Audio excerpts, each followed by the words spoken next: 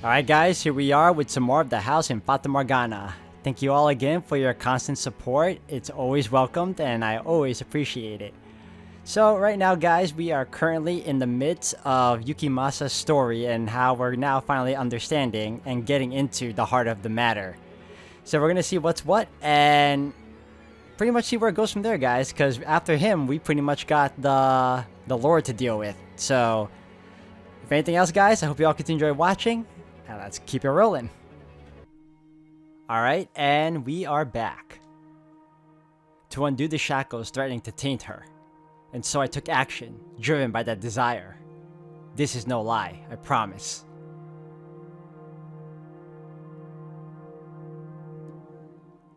No, don't kill me! Please, you can have all my money. You can go free, if that's what you want. I'll apologize. Anything! What? Why are you laughing? Please, spare me!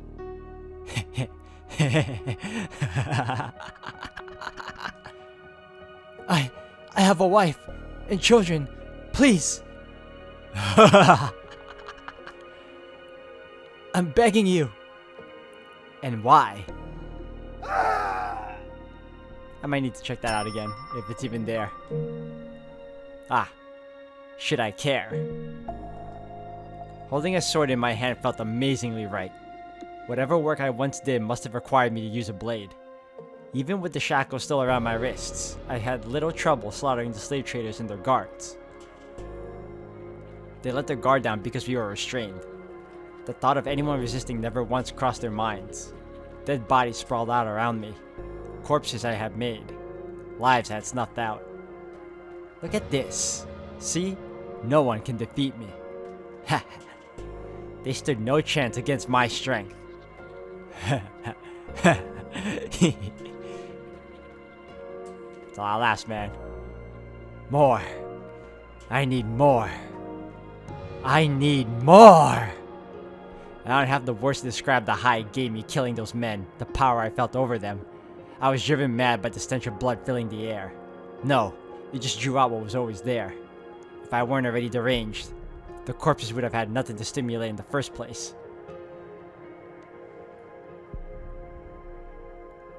After taking the keys off one of the slave traders, I returned to the carriage, doing my best to act calm and suppress the bubbling exhilaration.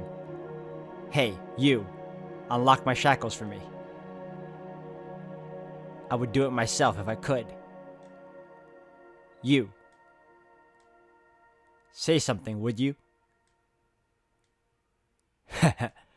But she said nothing, simply removing my shackles as commanded. If she had said even one word, let me hear that curiously calming voice of hers, then in all likelihood, I probably would have stopped there.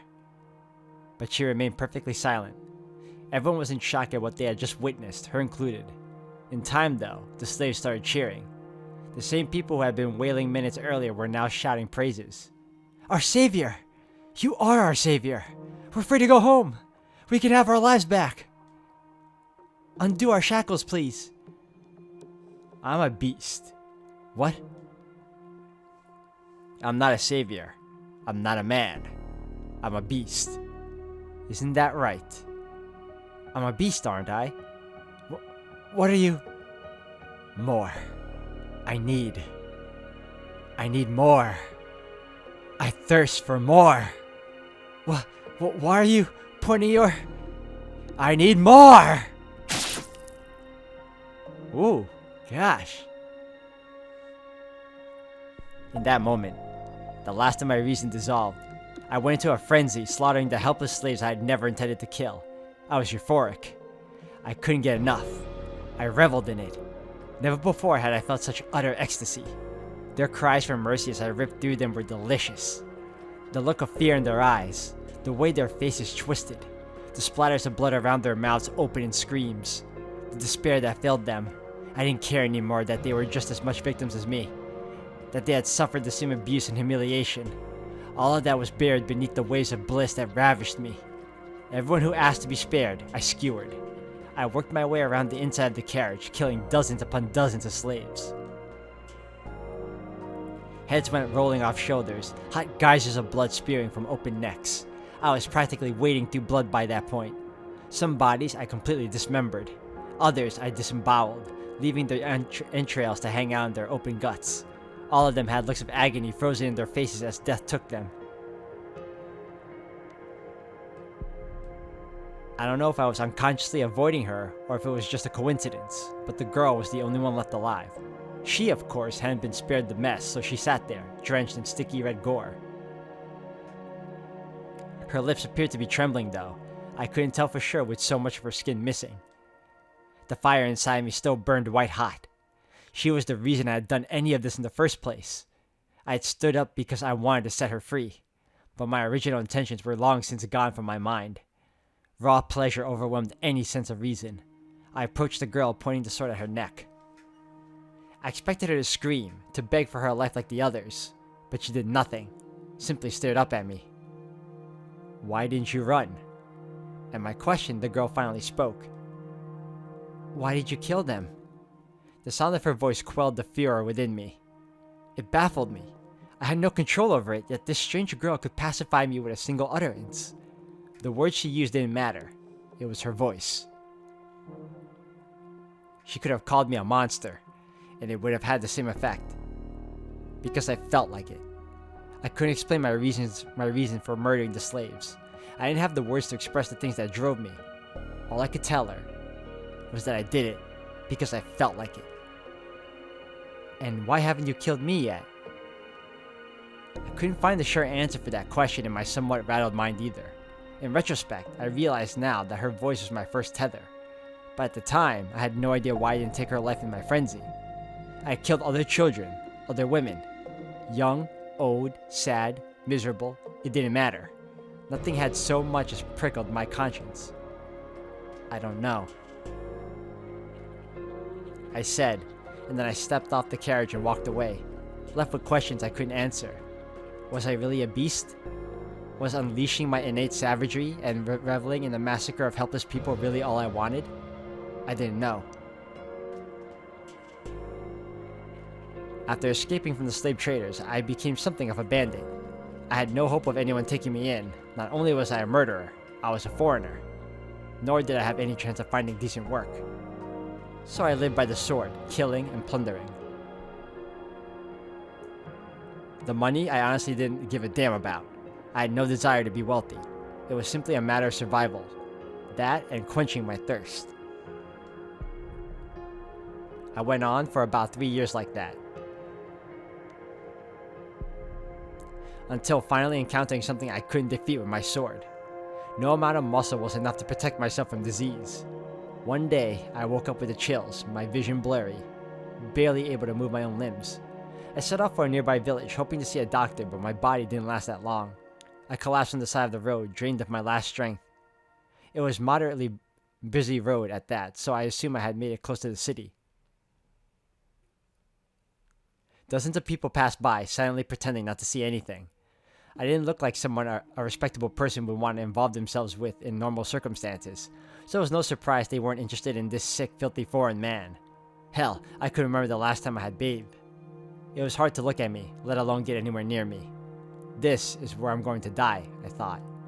It seemed like a suitable end to a mad, murderous monster's life, withering away on the side of the road beneath sneering passersby. The fact that I was still alive at all after 3 years of leeching off other people's lives was, itself, wrong. I didn't lament my impending demise. I accepted that such was the way of the world. But then, I glanced up to see a woman in a nun's habit looking down on me. Are you alright? Are you sick? I'm going to check your temperature, okay? Wow, you're burning up. You shouldn't be out here in this condition. Do you not have anywhere to go? Don't worry, I've got you covered. There's a church not too far from here. Hang in there just a little longer and you'll be fine. And what is your God going to do for me? Hold on a second, I didn't get that last part. He helps people in need.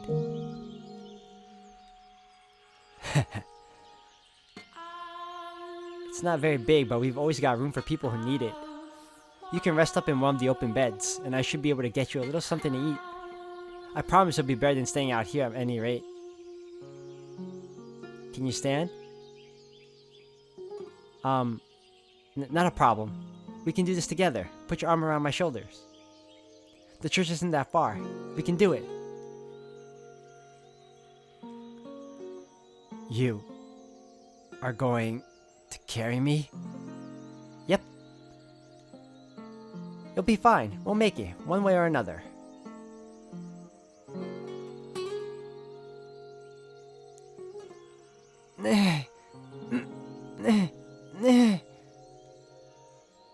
Almost. We're almost there. Just a little longer. I'm heavy, aren't I? Very, very heavy. But that's not a problem. I can do anything if I put my mind to it. Just throw me into a ditch.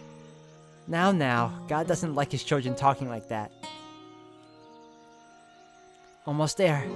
We're almost there.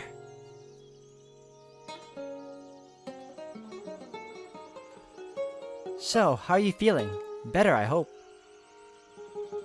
I've left some applesauce in the bedstand if you're feeling up to eating anything. And you're welcome to stay here as long as you need to.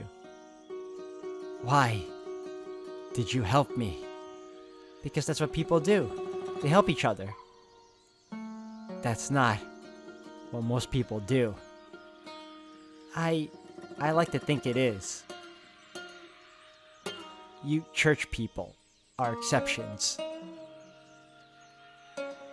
I'm not sure I agree with that. This woman is only showing me compassion because she doesn't know what I am. She wouldn't be so friendly if she knew I was a madman and a murderer. If there's anything else you want, let me know. I can't make you any fancy dinners, but if it's anything I can get, I will. Could you tell me your name? I'm Marie. Marie. After, who was it? The Virgin? You're not familiar with the Virgin Mary? It's spelled Marie, but it's pronounced Mary. Just look at me. I'm clearly not from these parts. Ah, yeah, I can see that. So, that would make you a traveler, huh? You speak the language really well, though. I take it you've been here a while, then. Yes, I have. How exciting. So when you're feeling better, maybe you could tell me about the country you came from. I've never been far from home, so I'm curious what it's like elsewhere. There's nothing I could tell you. It could be anything. Tell me about yourself if you want. I'm even less inclined to do that. Get better soon, Kay. I'm looking forward to hearing all about it. I'm not sure there's anyone out there more deserving of the Virgin Mary's name. What was that? Your name. It suits you. Oh no, not at all. I'm incredibly flattered to hear you say that, but I hardly live up to the name. What's your name, by the way? I have no name. You don't? If you want something to call me by, you can choose a name for me. Anything you want. I am nameless. You give me a name. I think you should be the one to choose your name. I'd be more than happy to help though. But you should go with a name you think is best. I see. Well, I should get going. I'll be around, so if you need anything, just holler. Bye then. How am I supposed to choose a name for myself when I don't know anything about me?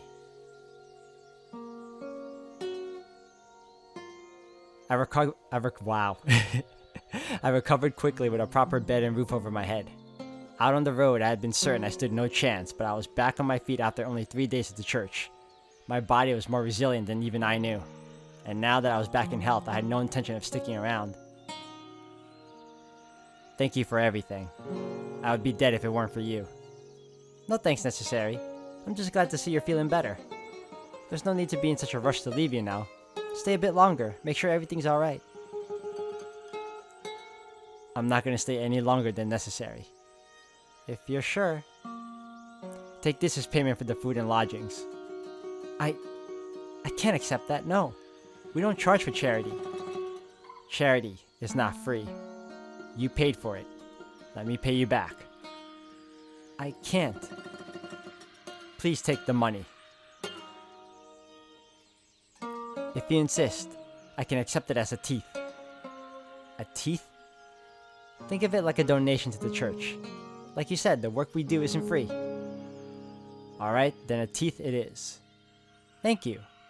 And may God bless you for your generosity. So long. Hey, if you're ever in the area, maybe you could stop by sometime. I never did get a chance to have that talk with you. And I was really looking forward to it too. I'll just cause you more trouble. What? No, you wouldn't. What makes you think that? Are you afraid you'll scare people off because you look different? I really don't think you need to be worried about that. It's not just my appearance. Do you mean it? That it won't be any trouble having me around? I absolutely mean it. Okay. I'll consider it. Wonderful. I can't wait to see you again. Yeah.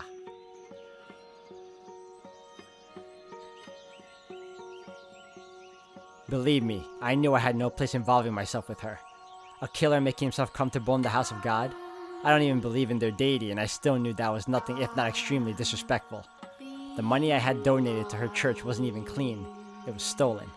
I didn't feel the slightest bit guilty about it though. I was more than conscious of what I was doing, but none of that mattered to me.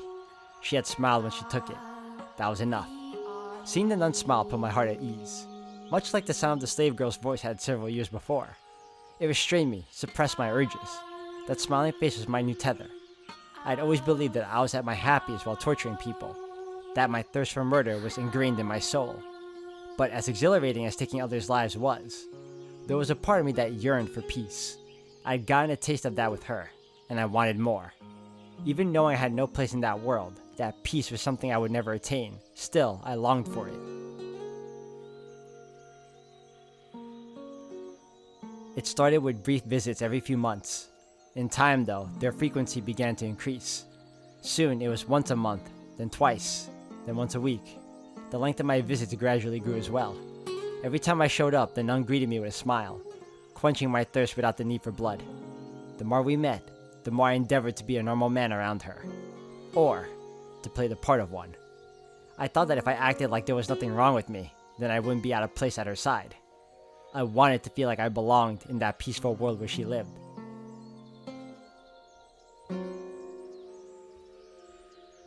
Ah, it's the giant man, Marie! The giant man's here!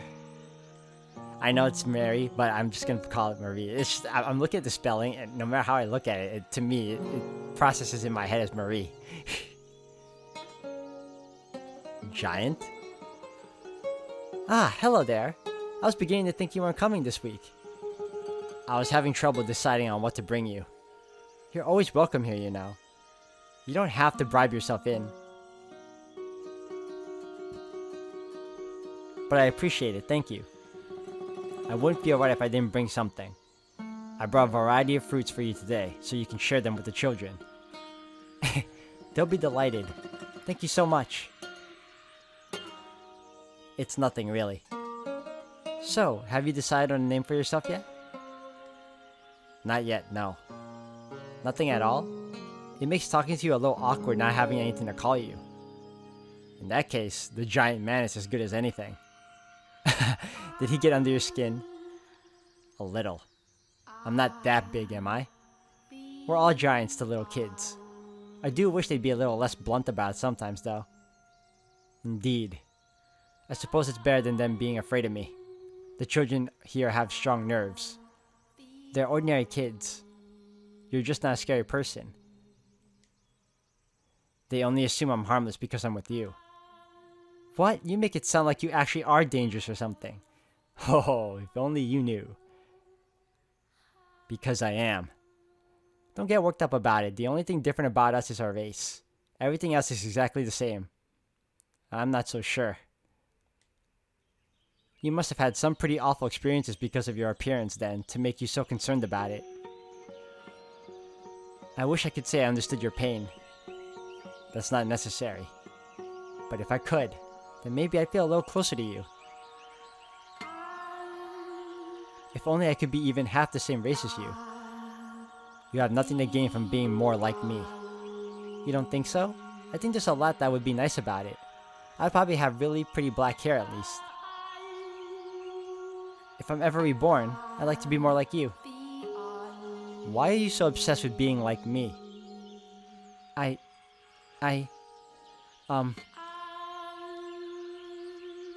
just am. Oh. Yeah.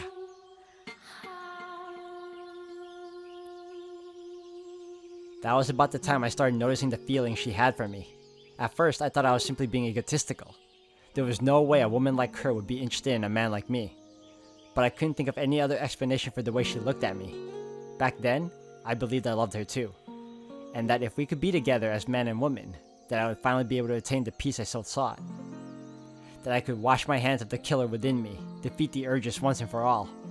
That I could step out of the darkness I had lived in for so long. That I would be able to see the light. That I would be able to experience love like any other ordinary man. So in the name of that hope, I took action. That foolish, naive hope.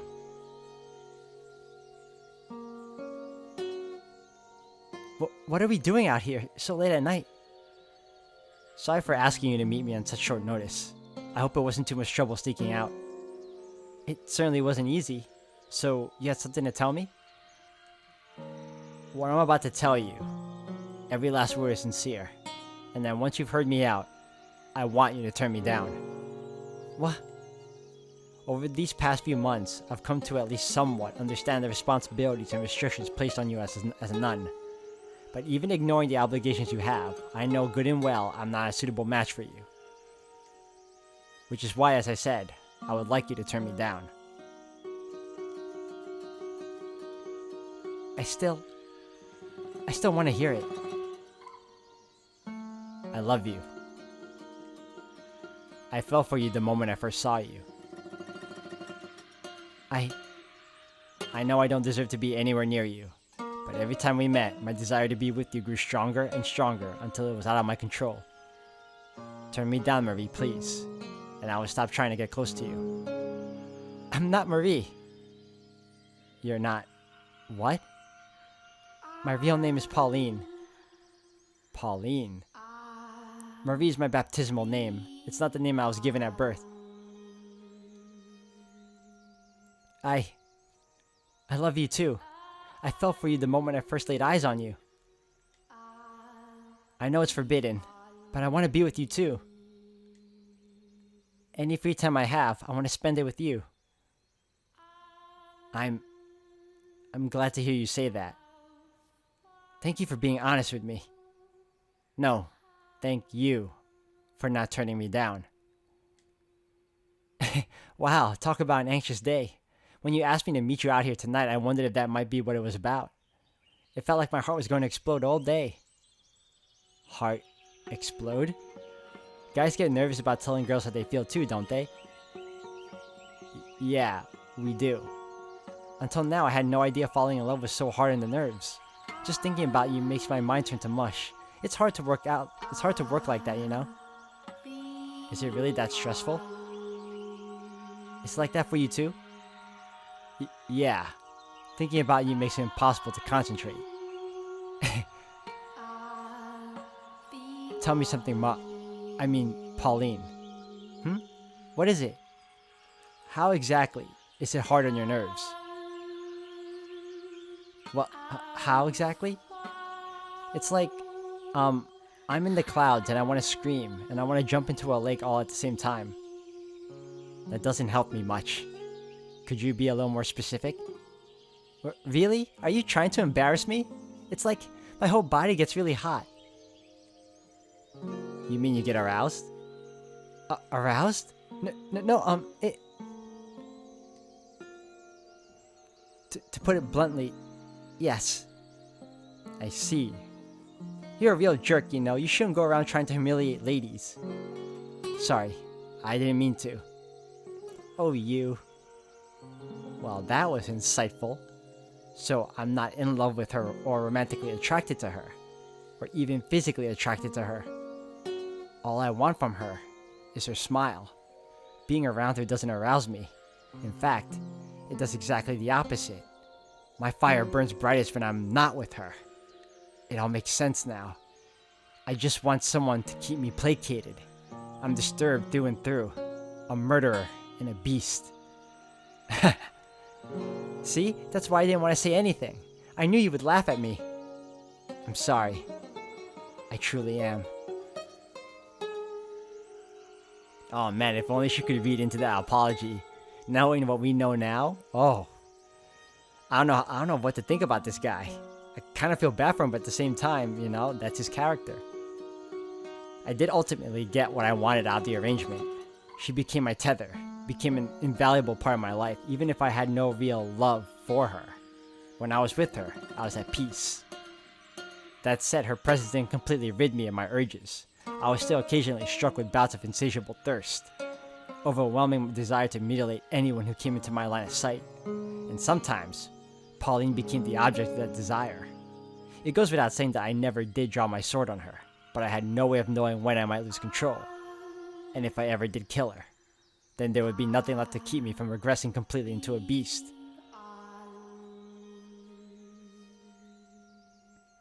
Pauline and I arranged regular nighttime meetings, though never once did I tell her how I truly felt, and I had no intention to, either. When I was with her, I was in the role of her lover. She never questioned my love for her, and expressing hers for me caused her to smile even more than normal. The happier she was, the more beneficial it was to me. Spending time with her in this capacity, I was able to gain a deeper understanding of what kind of person Pauline was. She was a deeply generous and compassionate woman. While I now understand her near-compulsive deeds of charity were a result of the stress and uncertainty she felt about herself at the time, I believe she was doing it because she genuinely wanted to. I believe she wanted to save absolutely everyone, to be the saintess she had come to be known as. She gave assistance to anyone who sought it from her without question, and as a result, the church's coffers quickly dried up. Her God did not supply her with an endless store of bread and wine either. In the end, any endeavor, no matter the intentions, requires money. In time, her generosity turned excessive, self-destructive. She would even skip meals so that others could eat. In retrospect, that was probably my fault too, as I pushed her toward wanting to be a regular girl. She pushed back against that desire by being even more charitable. Soon, her actions started making the other nuns' lives difficult, giving her a less than favorable reputation within the church. Still, she would tell me when we met up how she wished she could help even more people. If doing so would give her peace, and if I could be a part of that peace, then I wanted to grant her wish. But what could a killer like me do to help? Petty thievery wouldn't make nearly enough money to keep a church and orphanage running, and a raid large enough in scale to do so would inevitably be traced back to the source, which would ruin the church forever.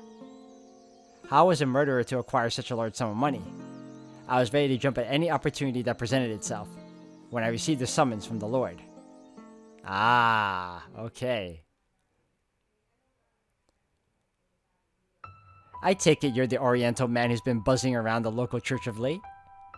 When I first saw the Lord, I was surprised at just how young he looked. He really does look like Jacopo. There couldn't have been more than a couple of years difference between us. I had envisioned him as an elderly, or at the very least middle-aged man. That would be me, yes. What of it? Who do you think you're talking to, you impudent rat? Show some damn respect. Apologies, I'm not very familiar with the local customs or language. Very well then. You're fortunate I'm such an understanding man. Now, for the reason I called you here. You're the one who killed that cart full of slaves 4 years ago, aren't you? So you know about that. Ha! I wasn't actually sure it was you, but now I have confirmation. Since then, one slave of Far Eastern origin has remained unaccounted for. I take it that would be you? That's right. You made one hell of a mess out there.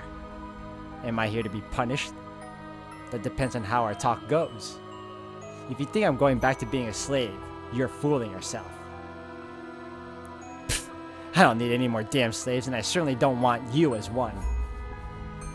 Alright guys, I'm gonna have to end the video here for today. Thank you all for watching. When we come back, we're finally gonna see more stories, or should I say more about what the Lord is, you know? What he's about in this version of Yukimasa's story. So thank you all again for watching. Until the next one.